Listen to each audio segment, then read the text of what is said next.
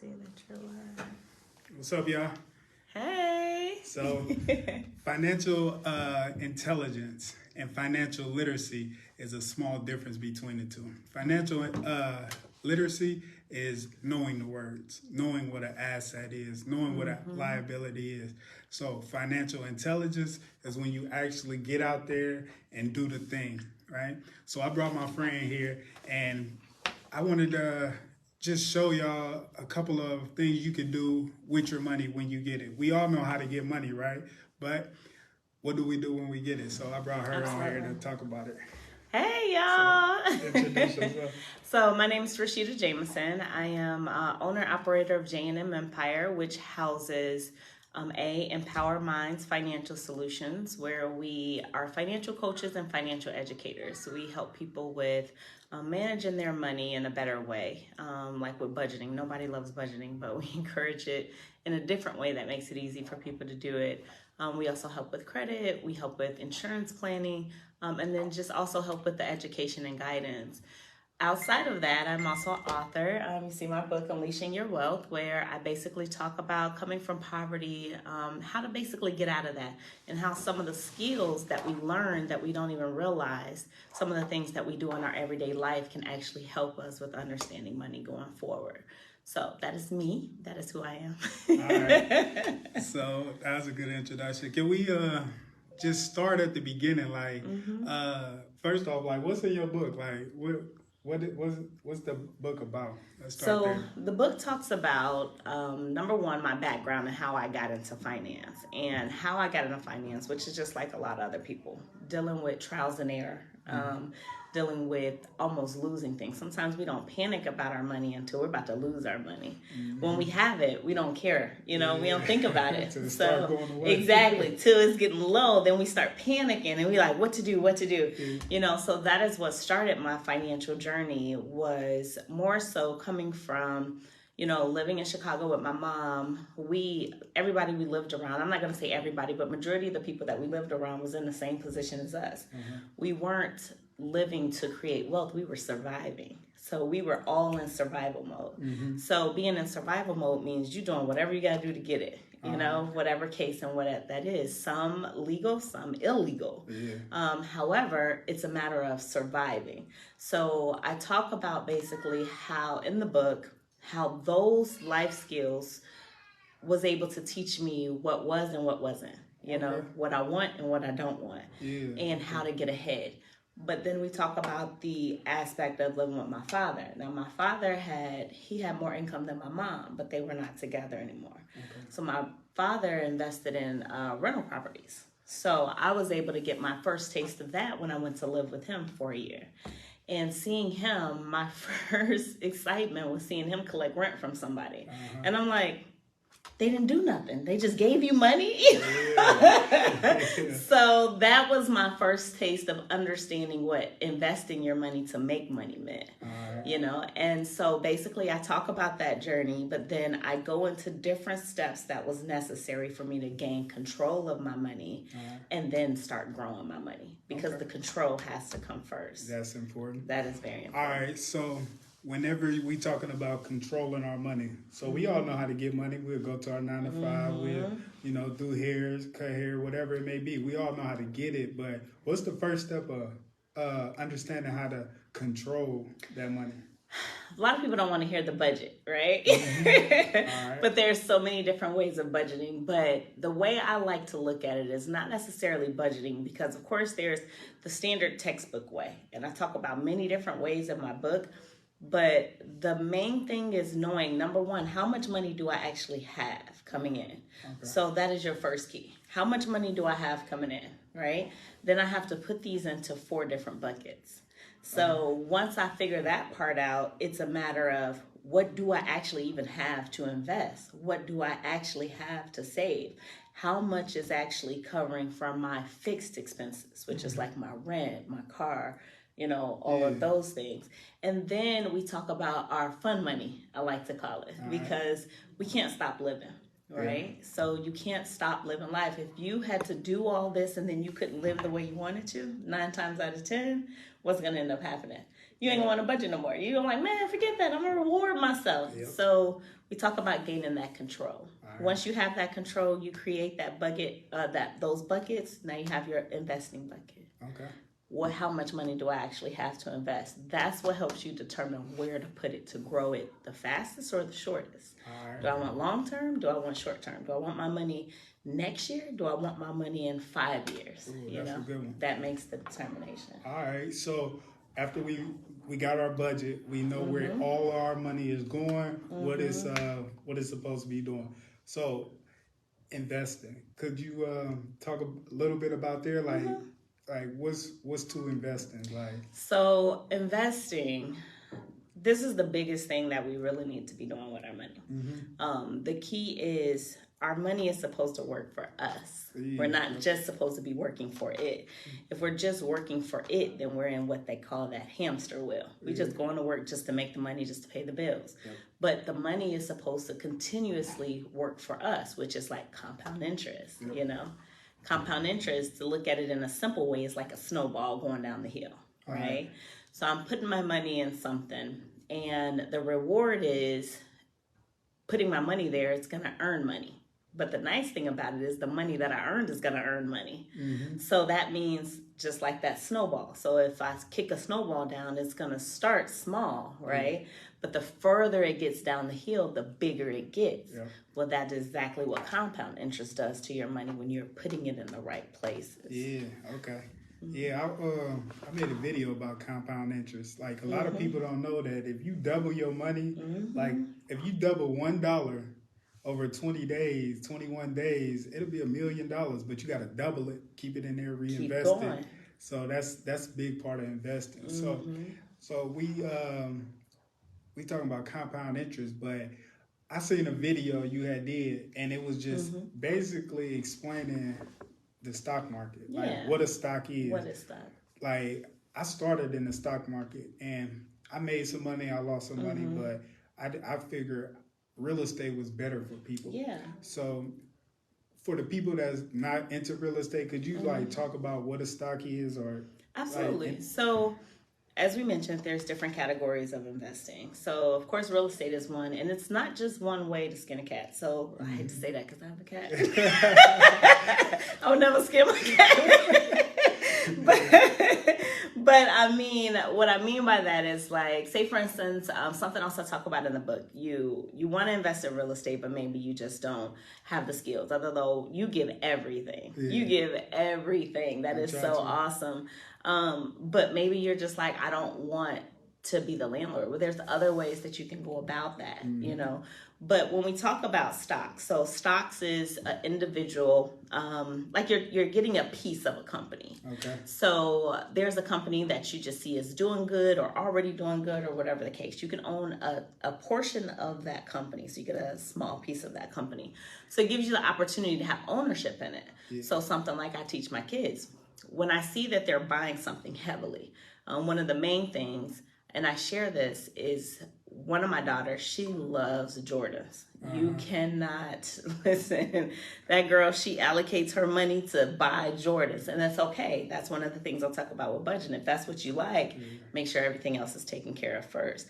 But one of the things is, why not have ownership in it, right?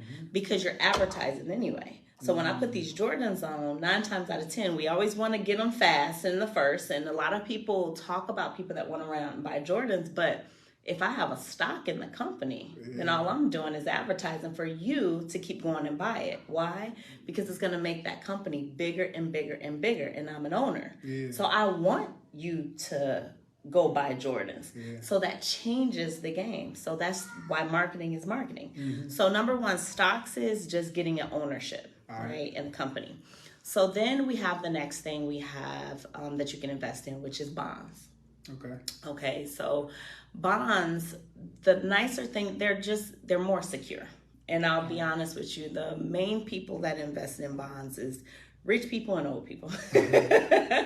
Reasonably because it's secure, you know what you're getting, and you're getting a return on your money. Right, so you're gonna get that return. It's like you're loaning companies or the government money, and basically they're guaranteeing they're gonna give you a return. The only thing is the returns are not as high because they're guarantee. They're kind of like a guarantee. But then you have other ways to invest, which I like personally, which is like automatic investing. Okay. So there's a couple of different things. It's I think it's life cycle investing. So it allows you to be able to kind of put your money in, and it's going to invest. It's going to invest it in the best way for you. What's that, like an app or something? No, like you can, there's different companies that do it. You'd want to check into like looking at robo-advisors, which is some of the same things. And then you can even look with some of the big name companies like Fidelity and things like that. And you just want to tell them that's what you're interested in. But then you have mutual funds and index funds, which is another way of investing. Now, mutual funds, they are controlled usually by a manager, right? So a manager is gonna make the best decision they feel that will help you grow your money based on the stock. So it's like a collection of stocks. Okay. Sometimes there's bonds in there, but it's mainly stocks. And so they'll figure out where to put it the most, but you get a collection of them. You're not just one. Then you have the index funds, which is automatic. So kind of like what I was just talking about. Those are they're automatic on how they invest your money. Okay. And then you can kind of make choices of, do I want to invest in a lot of big name companies like the S&P, or do I want to do more technology, which is like NASDAQ. And you can put your money in there and it'll allocate, how to do it, but a computer's doing it. But it's less fees. But honestly, sometimes you can get better returns with that than you do an actual person just handling it. So, I mean, it's pros and cons to everything. But again, remembering that everything has risk. So that's why, going back to the beginning, knowing what I actually have to invest matters. You have to start there. Because if you just go out there blind and you're like, I want to get some stocks. Well, that's harder, because getting stocks, it's usually long term. So your idea is long term gains with this. I want this to go in my trust fund, right? So therefore, I'm going to get these stocks because I'm looking at the next 10 years or 15 years. But it's hard to know win or loss with those stocks. But when you're doing them in such a way that you're collectively, like doing a group, makes it a little bit easier to kind of play with it, because you're getting a group of stocks, which would be like the mutual funds or the index fund. All right. So do your company give advice on this, or you don't go down that route? What I do is, number one, help people organize their money, right? So the money management, that is the biggest thing to anything that we do. So the first things first is we're helping you understand, number one, where your money can go, what you need to be doing with it, those 4 categories. If you want to start investing, I definitely just educate you, but I have a partner that does actually do the investing that I pass them on to say, hey, this is what the plan we came up with. This is what I encourage for them. So, but we start there. We also work on people's credit, because credit is major for anything that we do. As an adult, I like to call your credit report an adult report card.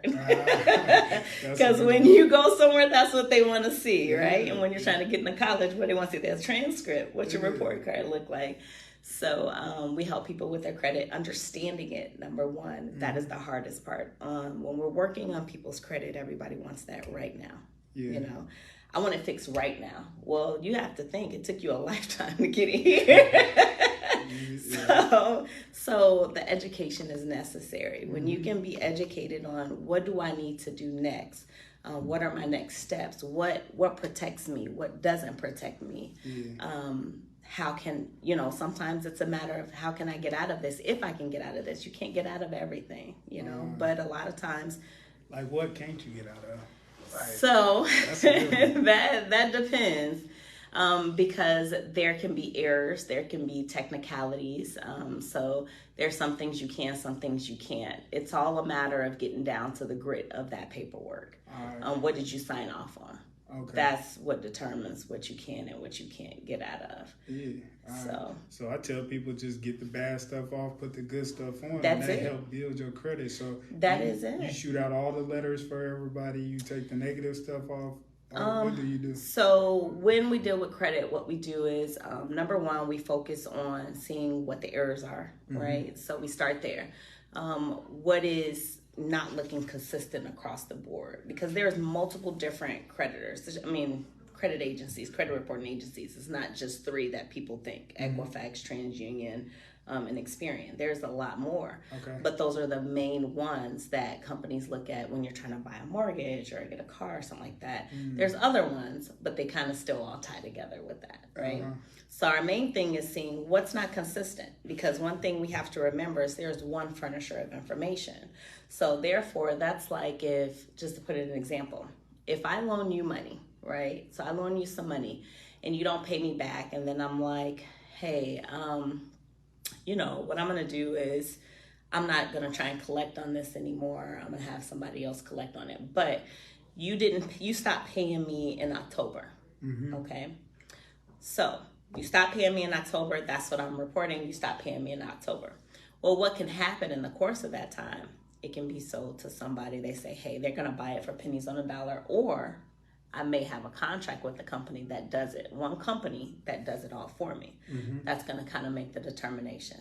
So then number two, the next thing we're going to look at is if it was sold, okay, what information do they have? They may not have the right information. So now what they may do is go back and report this and report what they got. But they might say, oh, even though October might be here, it could be maybe 7 months later. They'll say, oh, they just paid me a payment last month, because they want to keep it active on your report, right? So now they'll say they just made a payment on this. Well, then now we already know that's wrong, right? Number one, we may or may not have documentation, but two, we know it's not right. So now we're going to make you prove it to us. It's not our job to prove it to you. So now they have to prove to you that they have this information correct. Because if they report it to Experian and say, oh, they paid me last month, but then Equifax may have it and still have the old information and say, no, they paid in October. And then somebody else might have the information when they don't have your payment history at all. It's not consistent. There's only one person that should have this information correct: the company that I actually owe that money to. Okay. So now you've passed this along, the information's not reporting correctly, and you've reported this on my report. So now you're reporting that incorrectly. Now, if I get denied something because you reported that incorrectly on me, you're in trouble, because that violates something with me. So now they got to take it off. Now you have to remove that, right? So now you have to fight me to even get it back on there. But 9 times out of 10, because you violated me, you're not going to put that back, right? Because now I can get paid. Yeah. So you have a couple of different things that you want to look at. It's not a one-size-fit-all, and everybody's different. But sometimes they may have the correct information. Then you got to go through a fight. So that might take a little longer, but you know your rights. And that's the main thing, is knowing your rights. All right. What can and what cannot be reported on you. All right. That's very informative. Let me see if anybody got any questions. Oh, yeah. Sorry. Yeah. So I don't see none.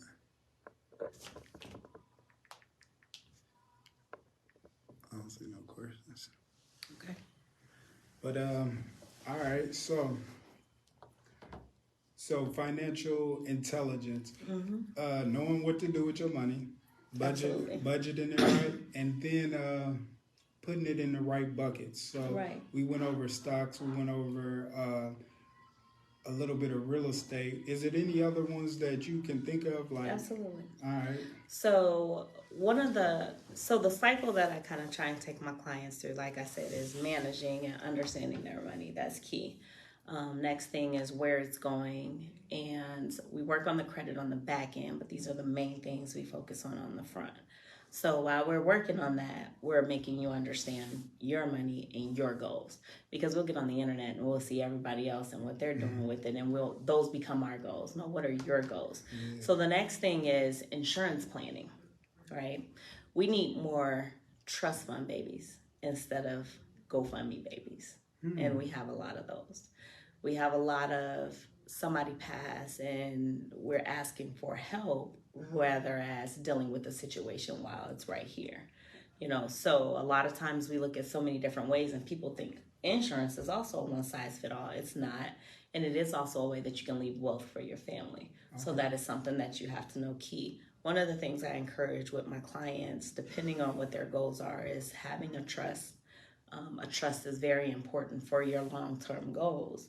what do you want? What kind of legacy do you want to leave?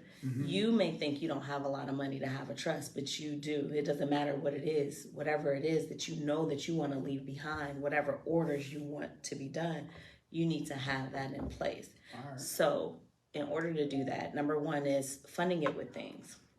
Now, for me personally, I have a couple of different ways that I go about it, but within my trust, number one, me as a person, I am registered as a business. So me, Rashida Jameson, is Rashida Jameson LLC. I'm a business. So therefore, I am in my trust. Also, my property is in my trust. So that be deeded to the trust. Now, one of the things in our insurance is key. The beneficiary to our insurance is in our trust. So now you have to think, insurance is not just when I'm gone, just put me in the ground. No, if I have kids, then what am I doing for them? I'm not doing anything for them if I'm not leaving something for them. So planning for that is necessary. But I also can't just leave it for them without them having the proper money management. Because you leave an 18-year-old $500,000, what's going to happen with that $500,000? They're going to get cars. They taking their friends out. They're not making the right choices because, shoot, I got a lot of money. And let's just face it, a lot of us are not grown up with the proper education of what we need to be doing with our money. So therefore, the moment we get a lot of it, we blow it because we want our Lux life. And I say that with everybody. Everybody has something that makes them feel luxurious, that makes them feel like luxury. So we spend most of our money on those things, whether it be cars, whether it be shoes, whether it be, Starbucks, or trips to Target, like whatever it is, we have that. So our idea is setting something up for, hey, this is the order I want it to go. So now if you have, let's say, $1 million policy, I'm leaving that in my trust. Something happens to me, I can also have it in my trust to have orders to what happens to that money. Now, my husband and I, the way we had things set up, we want our funeral to be paid for. We don't want our kids to have to deal with that. Why? Because if they're grieving, they shouldn't have to deal with that, right? So let's take care of that. So we cover that. The only thing we want them to do is show up like everybody else. Show up and sit down. In a lot of neighborhoods and in a lot of families, it becomes taboo to talk about death. Man, but we all gotta go. Why not? Because it's gonna happen. So why not prepare our family members for that loss to make it easier for them rather than just, I don't want to talk about it. You're not speaking it out. You're preparing for what we know for sure. We don't know anything else. Life comes, life goes. Why not prepare for that so that our loved ones can go on? So once you've done all that, now you want to know how much you actually need. What do I need? I need to cover the bills. How much are my bills? How much is my debt? I don't want to leave that for nobody. How much was my debt? How much is it to pay off the house? How much is it to pay off my car? A lot of times we'll think we're leaving a car to somebody, but if it's still a car note on it, we're just leaving an extra bill, right? How much is it to pay off the car? How much is it to make sure that my kids are good for the first 18 years of their life, to manage? But the beautiful part about that is investing it in something that's going to grow compound interest, right? Because now when I die, I got $1 million sitting and it's growing compound interest every year. My kids can live off that compound interest because they can take their withdrawal out, and guess what? The money that's still sitting is still earning, so now it's coming right back next year, right? There's ways to do that. One of the things I like to consider and encourage with people with an insurance policy, because there's so many different ones, and we can talk all day about it, but there's term, there's whole life, there's IULs.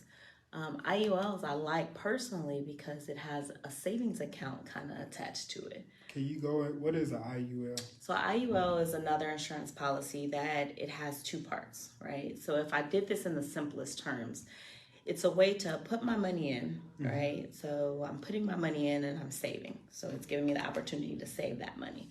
But on top of that, it has the opportunity to grow based on multiple different things. It can be, stock market, whatever the case may be. It does not mean you're investing in the stock market, but it means that those returns can become your money's return and grow even more.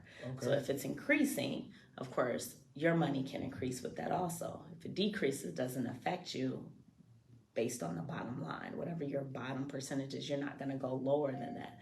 So you don't have to worry about that. Then on top of that, so the added bonus is you still have a death benefit attached to it. So it's still giving you that opportunity to take care of your family. And then there's two ways. There can be a fixed one and there can be a growing one. So it can continue to grow as you get older, or it can just stay the same, whatever it is. But to me personally, that is one of the best options because you're getting the best of both worlds. If you don't know nowhere else to invest your money, this is giving you the opportunity to not just invest it, but grow it. Oh, yeah, okay. As you're going along. So how much do life insurance cost us? Like, if we don't... See, that's hard to say because everybody's different. It depends on how much you want. So, and then there's so many different companies out here that offer so many different rates. But I would say meet with me, and I will help you figure out what works best for you. Yes, we do that also. We do insurance planning. I have partners that, of course, I have because let's just be clear. I'm a business owner, which means I'm not filling all the roles. But there is me and my co-founder. We work in both areas of helping people figure it out. You know what it is, and we're gonna put you in position to win, no matter what it is. All right, so we got our insurance, we got our real estate, we got our stocks. Yeah. So our money that we went to our job to get is making money for us now. So now what's next? What's next is after you've gotten and invested, depending on how you're doing it. If you're doing it if you're getting individual stocks, and I tell people this, individual stocks, it's more because you want to manage it. Like I want to see, but if you don't know stocks, it's probably not a good idea for you to do that because you don't know when the rise and fall. You don't know. Nobody does, but you're micromanaging it. You know, but if you're going into automatic investing, you just get to sit back and relax. Put your money in there, check it. You know, check it periodically. But now that you have all these categories set up, I know what my living is. I know what my investing is. I know what my fixed income is. And I have all these categories covered. Now I'm enjoying those things that I've set up for myself, and I'm figuring out how to make more money on top of that.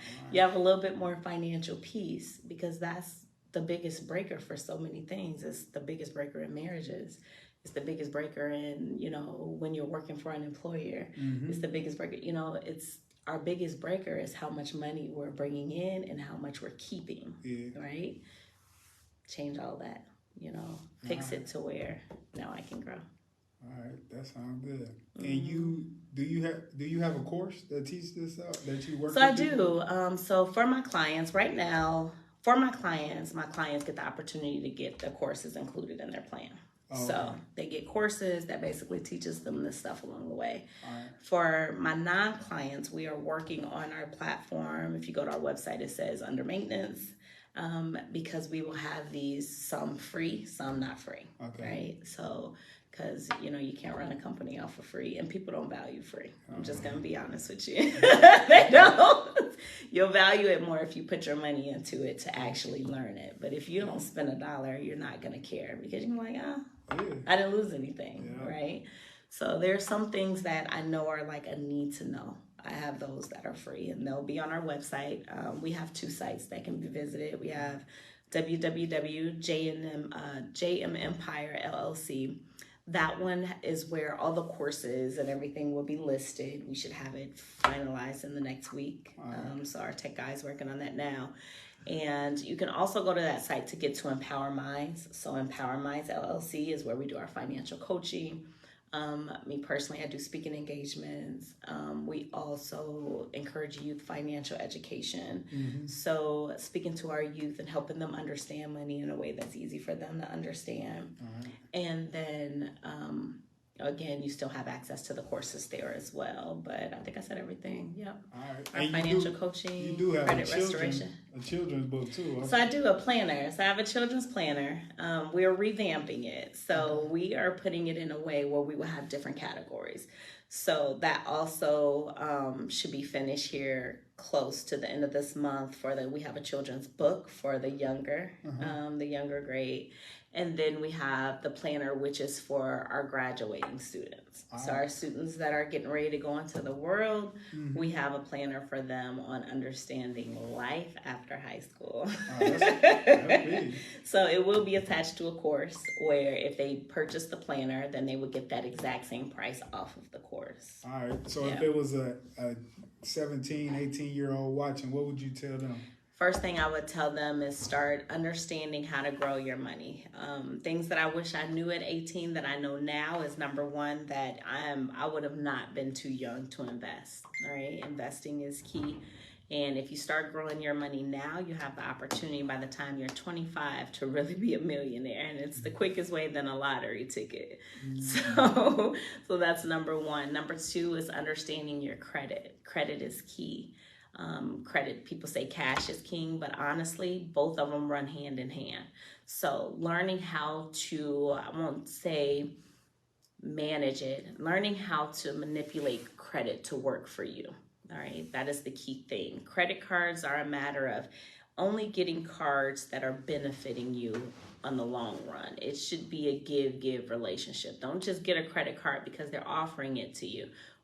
How is it benefiting my life right now? So is it giving me a cash back on gas? If you're in college, what is the bonus that they're giving me that can help with books or things that I need for school that I'm spending out of pocket?